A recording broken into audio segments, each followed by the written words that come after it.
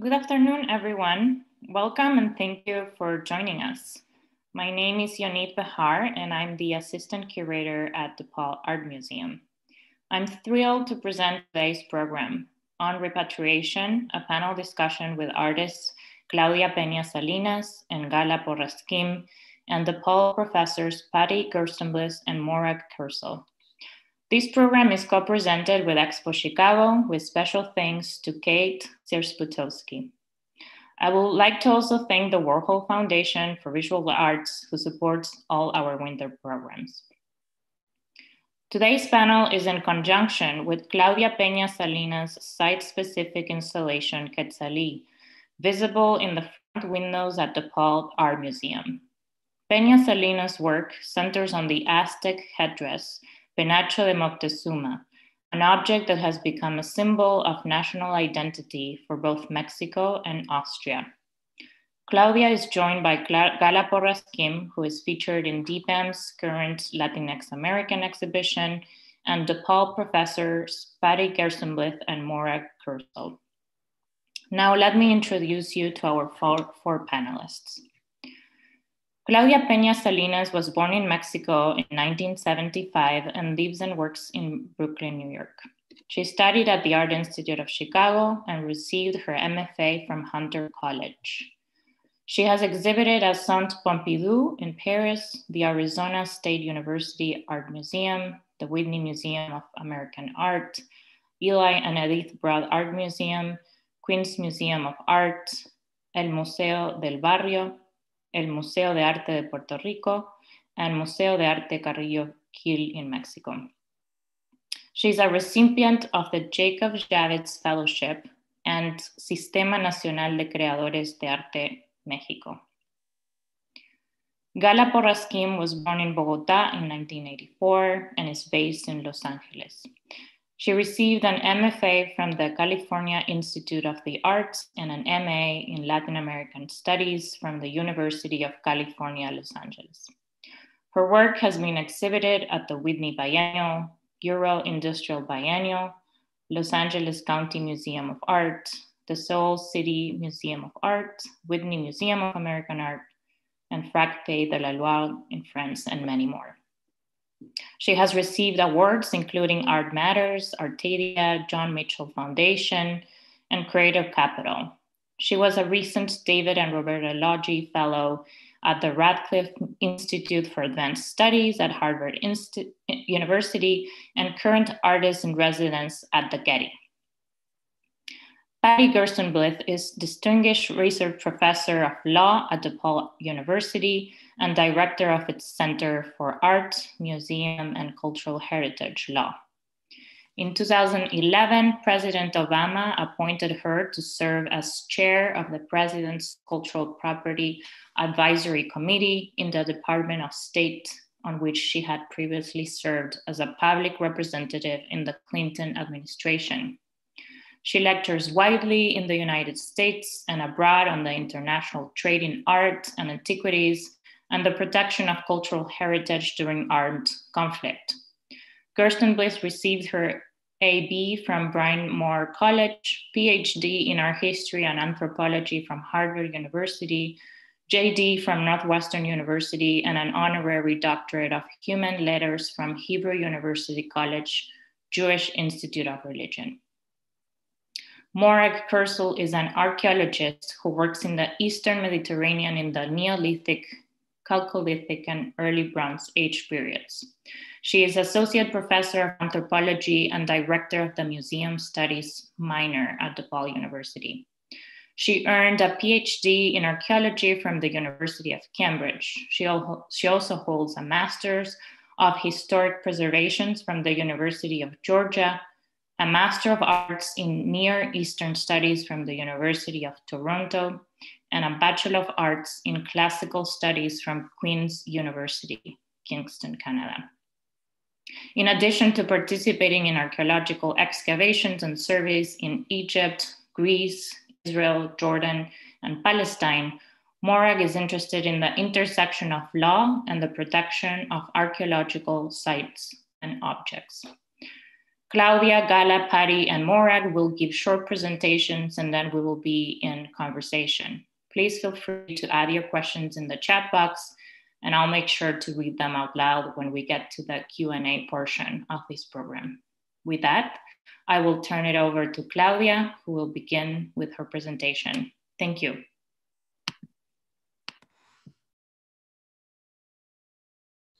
Hi, I would like to thank everyone involved in organizing this talk, all of you for joining us, and Unit Bihar and Laura Carolina de Lara for inviting me to propose a project for the window at DePaul Art Museum. The first ongoing project, well, I'm going to present 3 projects that deal with object abstraction. And the first ongoing project is based on Tlaloc and Chachihuitlicue, the pre-Hispanic water and fertility deities first encountered in Teotihuacan, an archaeological site on the outskirts of Mexico City.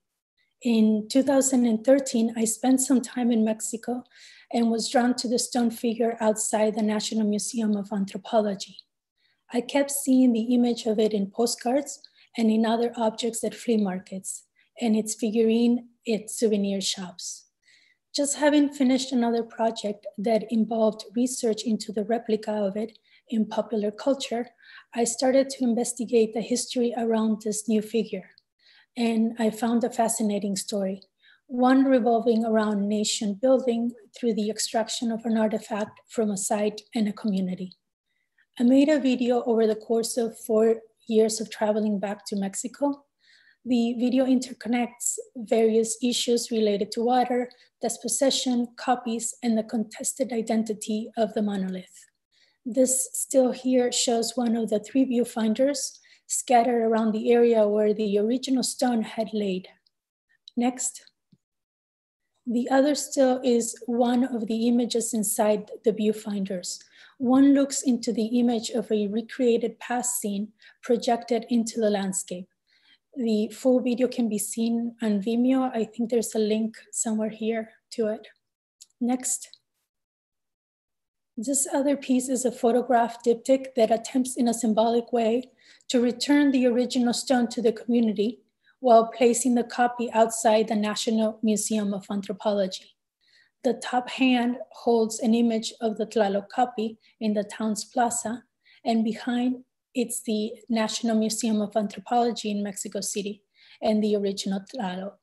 The bottom hand reverses this. Next. Another piece dealing with the project is Tlalique, a response to the contested identity of the monolith. It takes the form and name from both stones, Tla from Tlaloc and Lique from Chachihuitlicue, in this way through naming creating a third object. Next.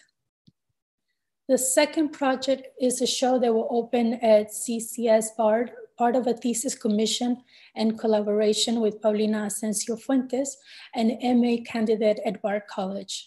It involves several objects that were brought by the explorer John Lloyd Stevens, some of them appearing in the drawings by Frederick Catherwood in the book Incidents of Travel in Yucatan. These objects were part of many that were extracted from Mexico for the sake of science and the building of foreign museums. Next. The particular object now in the collection of the American Museum of Natural History, New York, were first part of an architectural folly along the Hudson River belonging to John Church Kruger, a friend and patron of Stevens. Next. Kruger was inspired by the Hudson River School and Romanticism that was characteristic of the 19th century period. He was known to take guests by moonlight on a boat to admire his Mayan folly. Next. After the death of Kruger, a lengthy 20-year correspondence between the museum and the heir of the estate led finally to the purchase of the pieces. Next. And today, the only remains of this Uxmal and Hudson are the arches constructed with the fieldstones from the area. Next. And here is a SketchUp of the proposed installation. The project will integrate the stones from the Kruger collection using the photographs provided by the museum. It's interesting to note that no individual high-resolution images of the main figures exist, except as you saw them mounted on the wall. The permanent collection in the Mexican and Central American Hall seems almost forgotten, or at least not updated since its inauguration in 1970s. The labels offer no information regarding this richer story. The exhibition will be accompanied by an audio guide and by a map that one can take into the museum, and in this way, linking all sites and expanding on the object's history. Next. A blue-green film over the main window will cast a diffused color through the day into the installation. Here you can see the SketchUp of the large brass and dyed thread sculpture that will have suspended cutout printouts of the stone figures, and the other window that will have a transparent vinyl print of one of the large stone slabs. The opposite wall will have a grid of photograph, stone fragments from Uxmal, 3 of them belonging to the Kruger collection, while the other 50 of the Uxmal stones were bought on eBay. Next. The description of these last rocks is that they were collected while on vacation in the 1970s. And from the look of the bag, they seem to have been bought at the hotel's souvenir store. I'm particularly drawn to their bold statement, sterilized for your protection. Here, the ruins or fragments through a process of sanitizing become the souvenir. Next. Now, sanitizing means something else in the time of COVID, and doing a quick search for the hotel, I found this picture. So they still have their high sanitizing standards. Next. Now I would like to talk about Quetzalli, the project for the DePaul Art Museum. This image shows the feather object in the collection of the Welt Museum in Vienna. It came to the museum as part of a larger collection of objects belonging to Archduke Ferdinand II. It's believed that it was first a gift during colonial times in 1519 to Cortés by Moctezuma, the then emperor of Tenochtitlan, today present-day Mexico City. After the Spanish conquest, hundreds of these feather works made their way into curiosity cabinets of Europe. Is it a headdress? Is it a cape? Did Moctezuma actually wear it? The website of the Welt Museum in Vienna acknowledges the mislabeling of the object as Moctezuma's headdress, the demand through the years from Mexico to have it returned, and the confirmation from Mexican conservators that the work will suffer major damage in transportation if to be repatriated. Next. A quick search on the museum store yields a wide range of objects that one can purchase with the image of the work: scarves, bags, and now even masks. This poses the following question: how can countries share patrimony of objects? For now, Mexican citizens can view the feather work for free at the Vienna Museum along with over 200 objects on loan in a current show titled The Aztecs. Next. In 1940, a replica of the feather object was produced in Mexico with authentic techniques of the Amanteca, the name of the class during the Aztec period that created feather objects. It is housed in the National Museum of Anthropology. The original had been restored in 1878, replacing feathers of extinguished birds with similar ones of living birds and replacing some of the gold circles that were missing with brass ones. All of this done not following the original craft techniques. And more troubling, the whole piece had been flattened under the belief that it was a banner. In the 2012 restoration, the shape was corrected. Here another question arises: is the replica more original than the original? I'm interested in these types of questions and in how stories around the objects are developed, often through misinterpretations of, and how in turn the history of the objects is always in flux, in a state of reinterpretation, always being rewritten. Recently in 2020, Mexico President López Obrador asked for the feather piece to be repatriated. Next. I'm doing some online reading. I stumbled upon a movie titled Todo Mal, or Everything Wrong. The plot revolves around the repatriation of the artifact. It arrives in Mexico only to be stolen by the person in charge of organizing its return. The story is entertaining but not very deep. Next. What was of interest to me was how quickly the image of the movie copy of the feather object has circulated online as that of the original. Next. with several news sites reporting on the latest repatriation request from the Mexican president and using this image. Next. For the DePaul Art Museum window, I proposed creating a third image that will combine both feather pieces. Here we see a view of it from the inside. The top part is from the replica, which consists of the Quetzal feathers, and the bottom from the original. Next. And here's the view from the outside. I would like to end there. Thank you. And I would like to invite Professor Petty Gerstenblith to join us.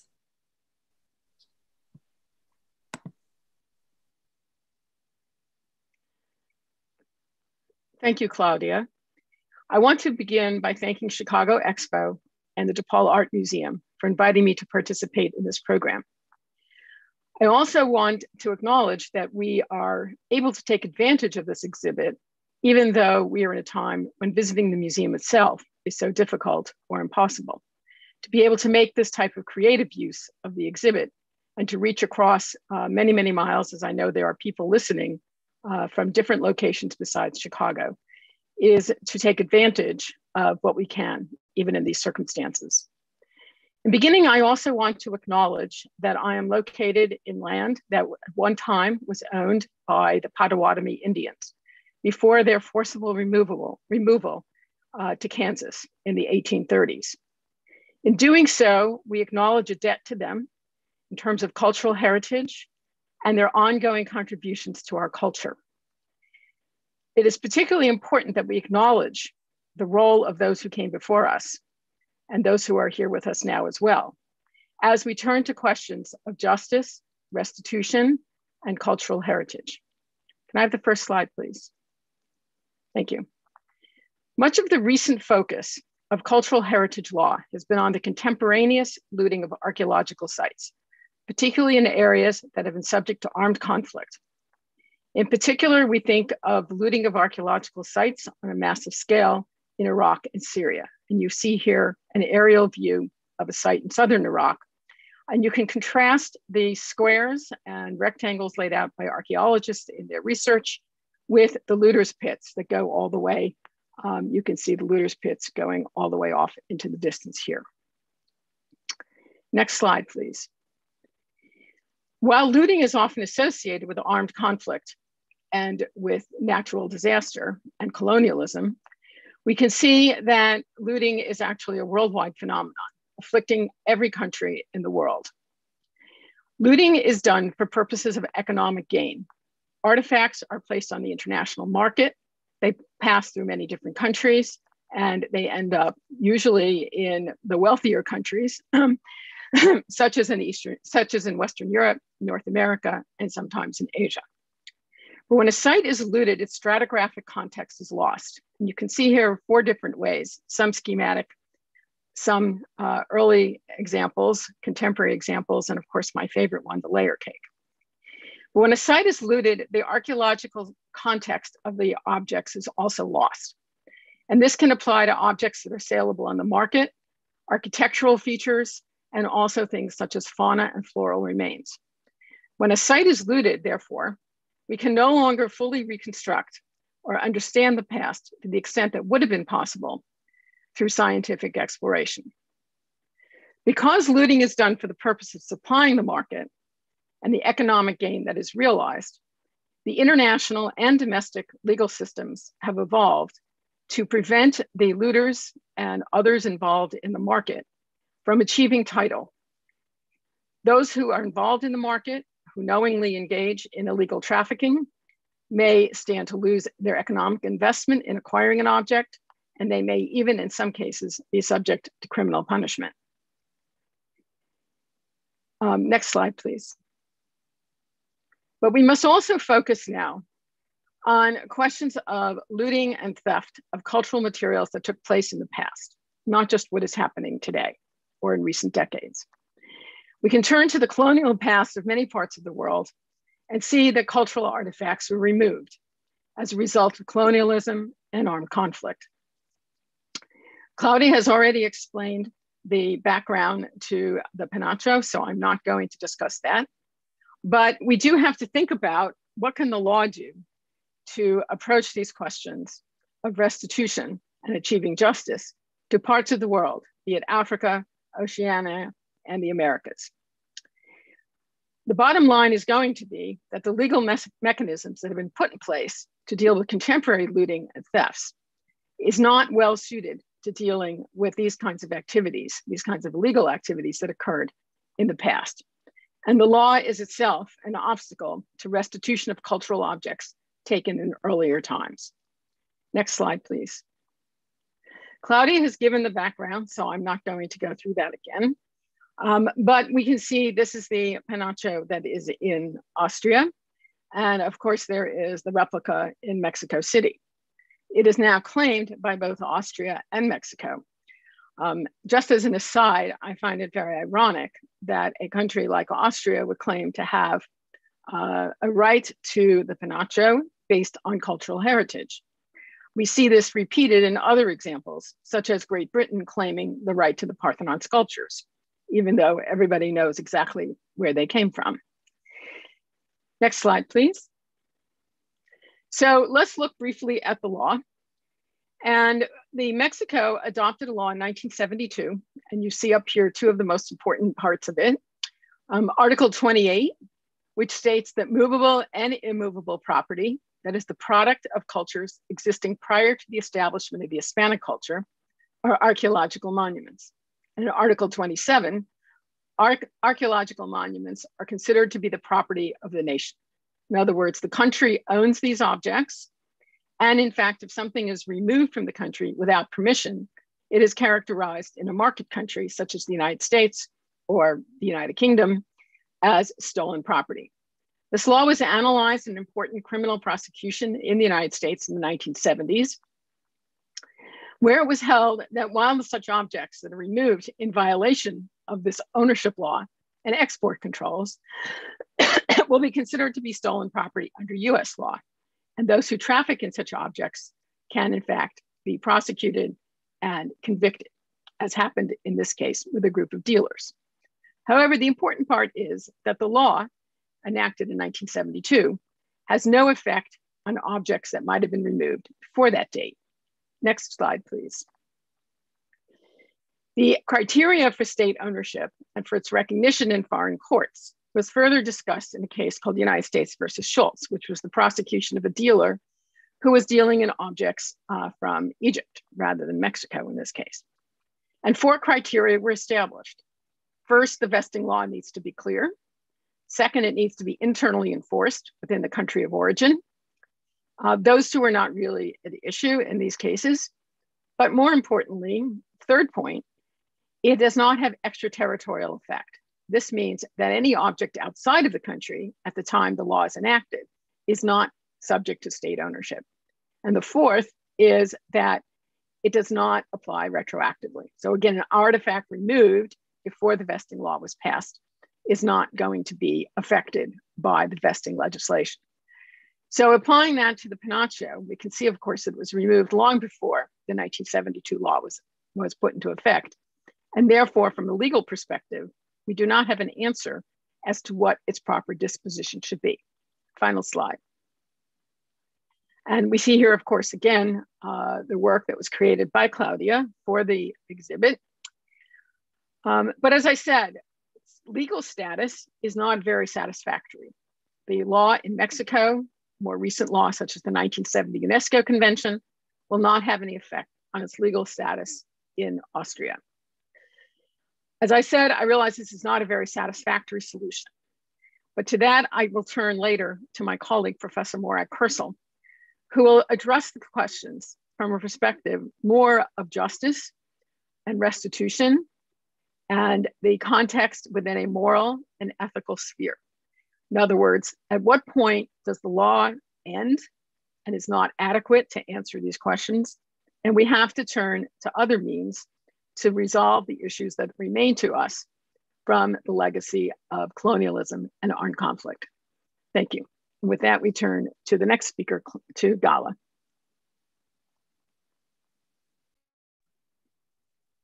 Hello, everybody. I'd like to say thank you for inviting me to participate in the panel today. Today I'll be presenting on 3 works that I'm been thinking about relating to issues of repatriation, but not necessarily of a physical material. But I have been thinking a lot about the law and also differentiating between artifacts that have their original function still ongoing. So for example, differentiating between artifacts that are used for burials or ritual objects or sacrifices to spiritual beings who might still be around. So in that circumstance, those objects are still functioning in their original context, as well as now currently as a archaeological object. So the first slide. This is a project that I made based on the new finds of the Pyramid of the Sun at Teotihuacan.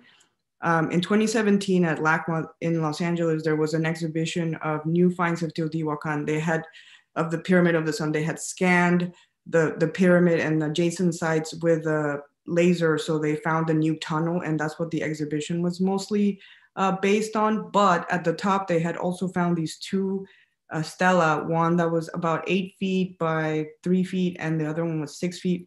And it was they were very different from the rest of the objects that were shown in the exhibition. So I was really curious to see the way that those objects function today. So I thought that since somebody, when the pyramid was built, somebody took a lot of effort to bring these stelas to the top of the pyramid and install them in a way that it wasn't meant for like a human audience, because they needed to even scan the pyramid to get to know that it was there and take it out.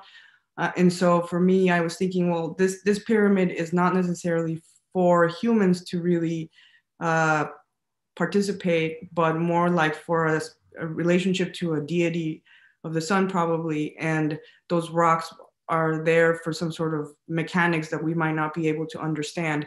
And what kind of, what happens when the extraction of these rocks, what happens when to the mechanics of that relationship with this deity when the rocks are extracted from the original site. So the work was to make these 2 exact replicas of the stones that I found. And of course, as the last speaker was saying, Mexico owns the copyright of all of the antiquities of the country. So the way that the work functions was that I had to ask the INA for a permit to make a replica. And the work comes along with a letter that is it's the proposal for the reconstituting of ritual elements of pyramid of the Sun Pyramid at Teotihuacan. So it's a letter to INA, basically saying that these 2 stones are a donation to them as a replica to reconstitute the pyramid and maybe put it back to refill those holes that are left behind from the extraction of the original object, because maybe as a gesture to a spiritual force, they might be able to be like, oh, humans at least try to acknowledge that this site is not necessarily for a human audience, but for a relationship with a spiritual world. Because also the pyramids and the whole site has been really reconstructed on the outside for tourism and stuff. So because it was destroyed for a while and then they reconstructed it. So in a sense, the project was to question how to really restore not the site, not only for a human audience, but also for a spiritual audience as well. Next. The second work that I made was this questioning of similar category that are objects that exist in institutions that still have their original function. And this one has to do with body parts in museums. So this specific project was made for the Gwangju, in collaboration with the Gwangju National Museum, with one of their bodies that they have there. And so what I was thinking was, when I saw this human remains, I thought that maybe this person didn't have agency anymore to sort of say where they would rather be in their afterlife, since we don't actually know the mechanics of their afterlife. We don't know if it's connection, what happens to, do we actually need our physical body or not? So in a sense, these are just, hedging our bets for these events that might, or might not happen. And so the project was to try and figure out where this body would rather be other than an institution. So we were working through like, in terms of how to figure that out. And we used the process of paper marbling, which is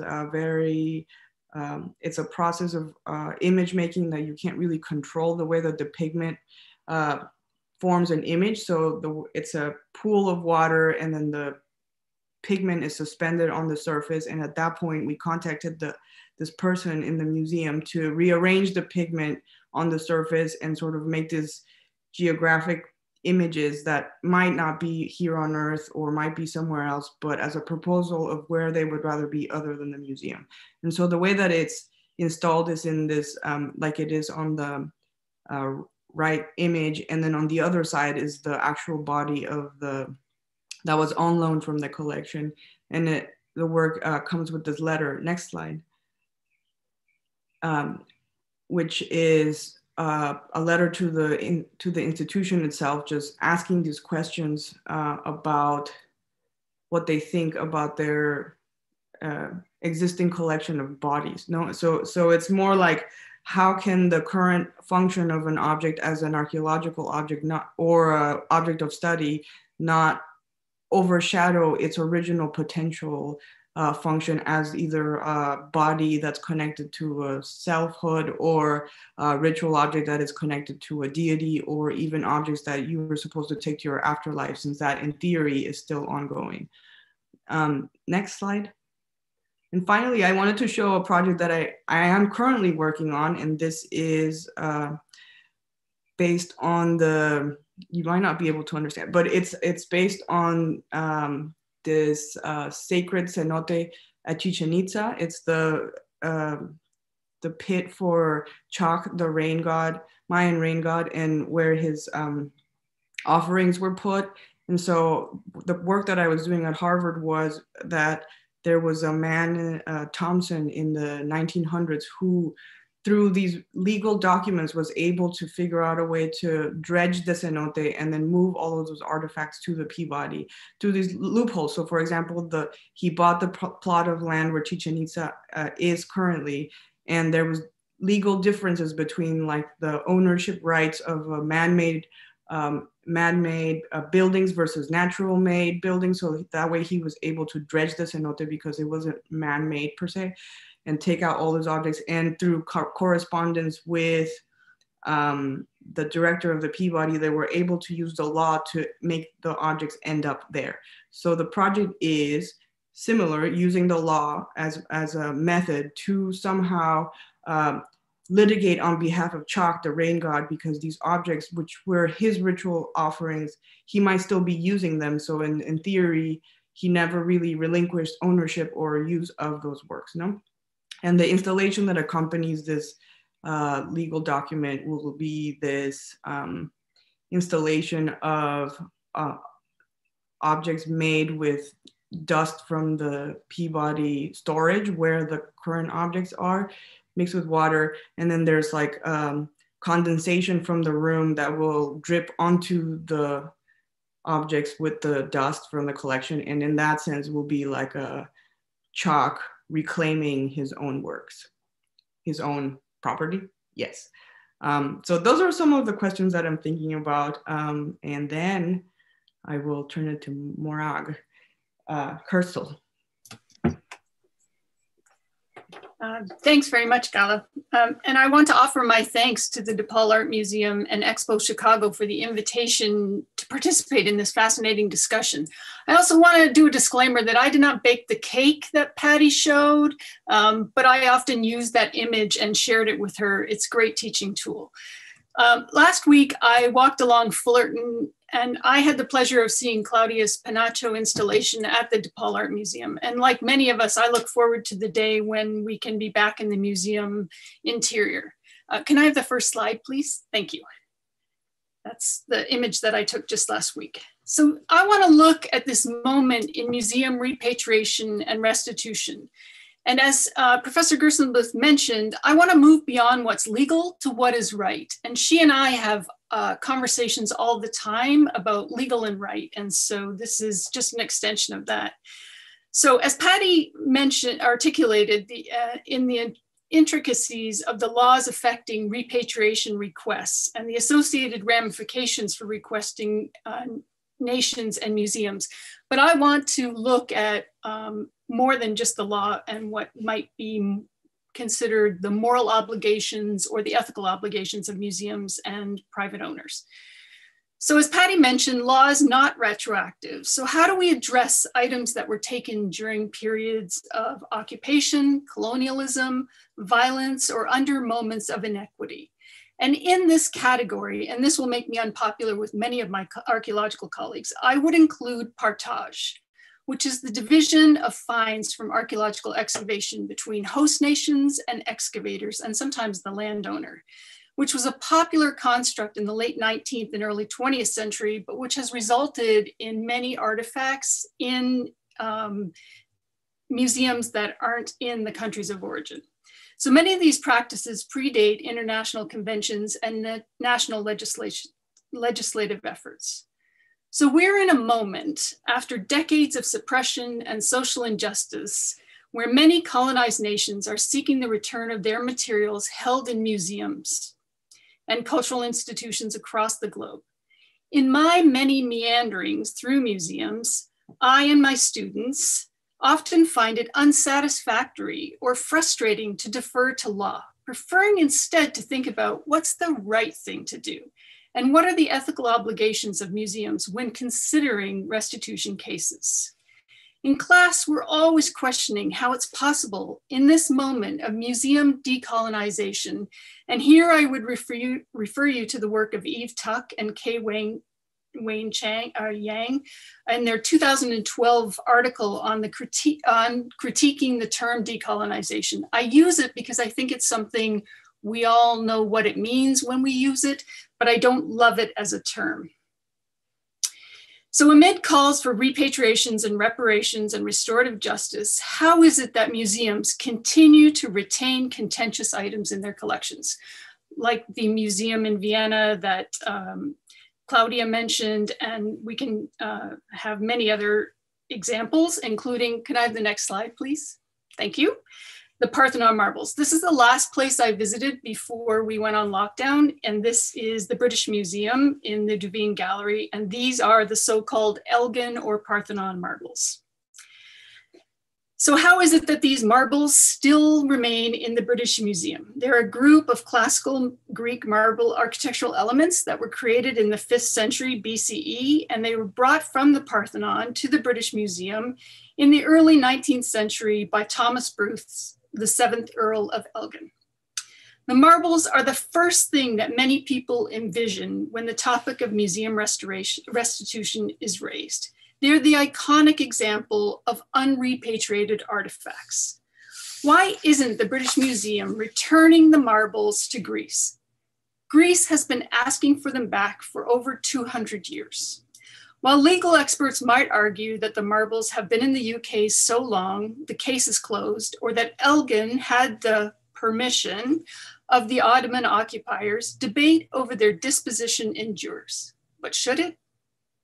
Defaulting to law, ignoring, dismissing, or rejecting repatriation requests may suggest that museums and their professionals are more concerned with preserving artifacts than supporting communities in their efforts to maintain the distinct cultures and their beliefs and practices that led to the original creation of these material cultures. In her article, How to Decolonize a Museum, Sarah Jelani suggests that a genuinely decolonial approach would see museums interrogate their positions as apparently objective caretakers of objects and artifacts. In the 21st century, museums can and should play an integral role in supporting and contributing to nation states and indigenous peoples' efforts to renew cultural practices through the engagement with their own material. In his recent volume, and can I have the next slide, please? The British Museum by Dan Hicks, he states, the question of restitution requires Euro-American museums not just generate new top-down curatorial policies and archival details, but to listen and to amplify the long-standing demands from Africa, across the Global South and First Nations. They have to really think about new bottom-up conceptual realignments which share knowledge of what's in their collections with full transparency on provenance, and that's the original or the associated object biographies or the backstory for how these objects came into the museums. This all involves serious consideration of why museums preserve things and who they do it for. It requires museums to look beyond the walls of their own institutions and the local communities, and to recognize the values and needs of the countries of origins, and to consider the contribution that museums can make to society as a whole, not just to museum visitors and to the academic community. It's easy to consider objects in museums as finished things, to assume that we're looking at when we see them on display in an exhibit case, an object is in its final resting place, something simply to be owned by the museum and admired by the public. This narrow definition of what an object is and what it ought to be means that it's impossible to imagine museum-held objects anywhere else than in the museum. Could I have the last slide, please? I'm delighted that both Claudia and Gala, through their amazing installations and their long body of research and work, are bringing additional elements to the object biographies or life stories of the Penacho and the various other items. They're telling stories of loss and longing, which are integral elements of the displaced headdress and other contested objects. And I'm really looking forward to conversation, and I'm going to turn it over to Anit now. Thank you, Morag. And I invite the four of our panelists to come back on screen and unmute yourselves. Thank you so much to the four of you for your rich and really thought-provoking presentations. I will start with some questions I have prepared, but I also want to encourage anyone that's watching to please write your questions in the chat. I want to make sure that this is a conversation that you're part of. So I would like to start by asking really the four of you, but whoever wants to respond first, that Claudia's installation, Quetzalli at DPAM, touches on issues of conservation. Some of the arguments for why the Penacho can't come back to Mexico is that it's too fragile to travel, that the materials that are involved really can deteriorate when traveling, and that the museum in Mexico might not have or does not have the conditions that it needs for it to return. And it's a, I believe, common argument, right, that objects can't come back to the original site, to the museums in different countries because of the lack of conditions. So how much is repatriation really an issue of conservation? And perhaps you can touch on the concern of museums professionals with preservation and the problematics of it, and whoever wants to respond first to that. Gala, you want? Yeah. Yeah, I have a thought about conservation a lot, because I think that maybe not necessarily, I think in terms of what you were saying, conservation definitely is used as an excuse not to do what you could do it, because there's always a way to do it somehow. And not that that original Penacho has any, like most of it has been preserved, you know, conserved already. So in a sense, like the material that's there, it's like new material that has been added, like Claudia was saying. But the questions that I have been thinking about in terms of conservation is more when because conservation is there as a process for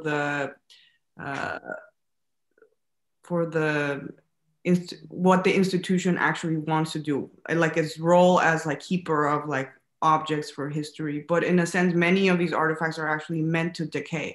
So the interesting contradiction is when, you know, the process of conservation is against a natural process of decay, which of course, no matter how well preserved stuff is just sort of slowing down that process. But, you know, at some point the museum won't be able to actually maintain all of the objects that exist or ever have been made or that will be found in the future. So in a way, it's a question of storage and how the institutions decide what to keep once everything that humans have ever made will be found. Now the technology is available to actually like find everything underground, no? Yeah, I would like to add that it was interesting that after so many years of this doubting if it could come back or not come back, was it an issue, of course, conservation, truly that is the issue or not? They had,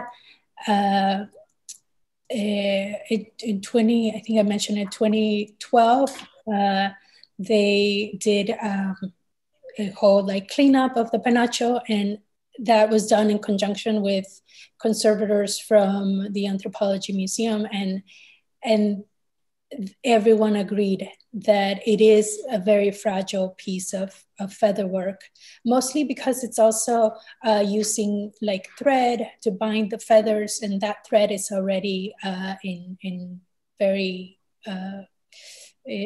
it's falling apart at this moment. So can the Penacho stay for more years in that museum? I mean, in the way that they have it, it's almost like, you know, it's like behind bulletproof glass kind of situation. It's very safe, more safe than when it was first around, you know, in the first 500 years, where it was just like, I guess, found in some cabinet.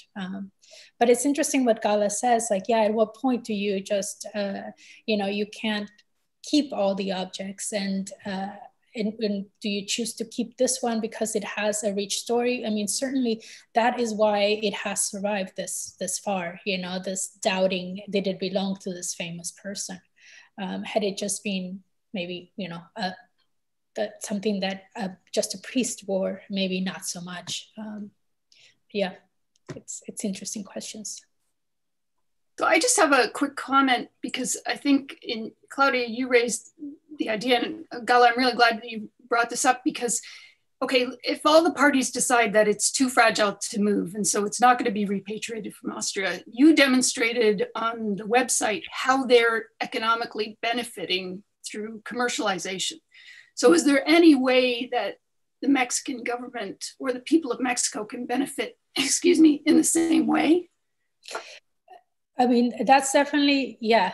And that's what I was wondering, like, can countries share, at least economically share the profits of those images, you know? Because if you go to the Anthropology Museum of Mexico, you don't find as many images of their replica, you know? So it's definitely bringing in, you know, money to the institution through the subject. I mean, I don't know if the quantity is big enough to, but it's symbolically, it's happening, you know.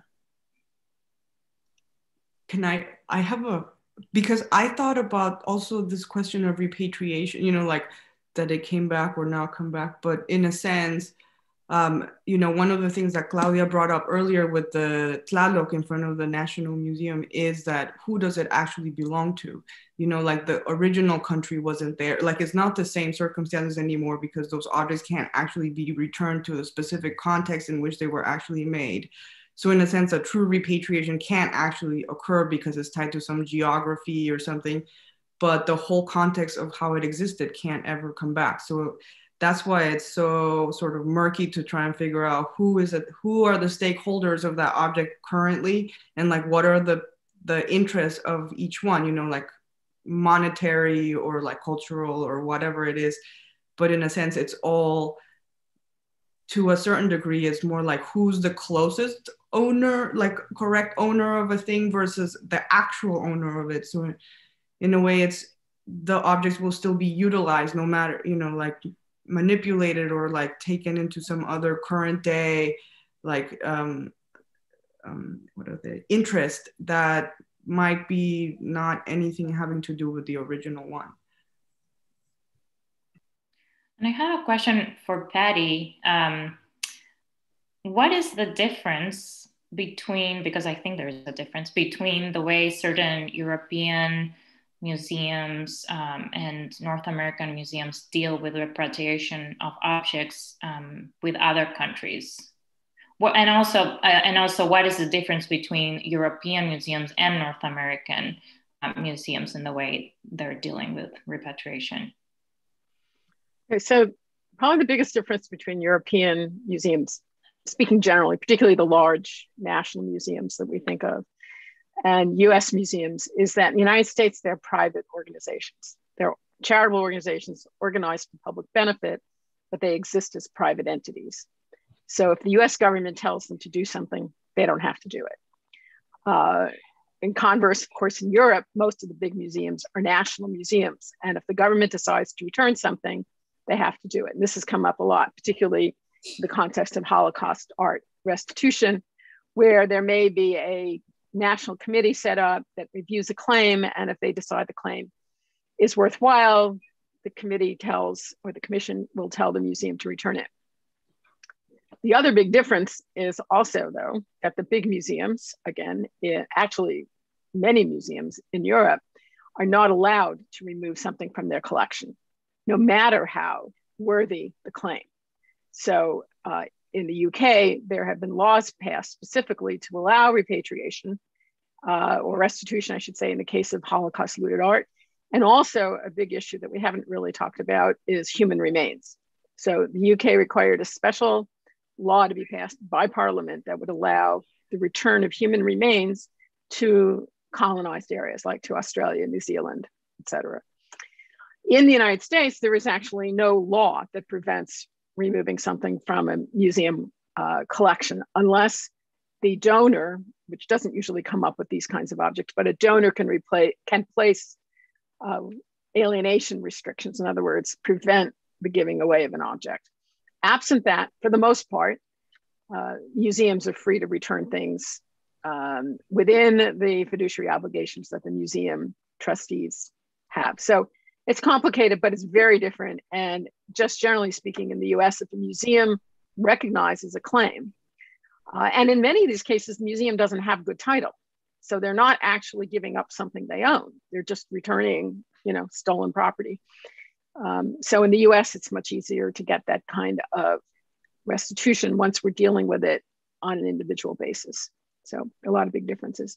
I think if I could respond to a couple of the things said earlier, there seems to be no question that this issue of conservation is often used as an excuse. So I would agree with the speakers about that. But I think it was Gala made the point that museums need to acknowledge that some things were intended to deteriorate. And this has come up a lot in the Native American context, where a museum, and not just the Native American, but museums in returning something sometimes place conditions on how the object will be used, what will be its conservation status, and the like. And to me, that's still taking away from the rights of the community that really is entitled to have the object. And the last point also, and then I'll stop. The last point is an interesting problem that has arisen, which is that in law in particular, we tend to deal on the international level as the law among countries, law among states or nations, which means that when something, if the Penacho, let's say, were to be returned to Mexico, it would go to the Mexican government and probably be put in the National Museum and not returned to whatever descendants there are from the original Aztec community. And that presents a real problem of what are we accomplishing to some extent when we think of restitution. Thank you. There's also a question I had about the artistic practice or artistic strategy that I see it moving perhaps from institutional critique, right from in the 60s and 70s to the critique of institutions, and perhaps something I would call it now, especially with your practices, Claudia and Gala, a process for decolonizing institutional practice. And I wonder, especially Gala, I know that you studied with Michael Asher and how much you admire, or that was important for your practice. If you can talk a little bit about this move and if you see that as part of your own strategy.